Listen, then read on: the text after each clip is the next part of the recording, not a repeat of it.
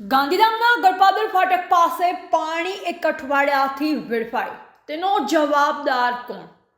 ગાંધીધામના ગળપાદર ફાટકથી ઋષિ shipping office road ઉપર એક અઠવાડિયાથી પાણી આડેધડ ચાલુ પડ્યું છે, પણ ગાંધીધામ મહાનગરપાલિકાના અધિકારીઓને દેખાતું નથી કે આંખ આડા કાન કરી પાણીને નુકસાન જાણી જોઈ કરે છે.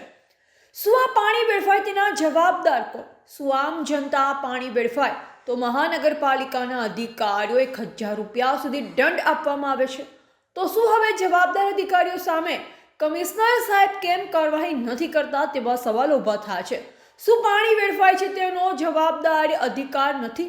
જો અધિકારીની જવાબદારી હોય તો એક અઠવાડિયાથી પાણી વેડફાય છે તો કામ કેમ કરવામાં આવતું નથી? શું ગાંધીધામના કમિશનર સાહેબ મનીષભાઈ આવા અધિકારીઓ સામે કાયદેસરની કાર્યવાહી કરશે કે કેમ તે હવે જોઈ રહ્યું છે.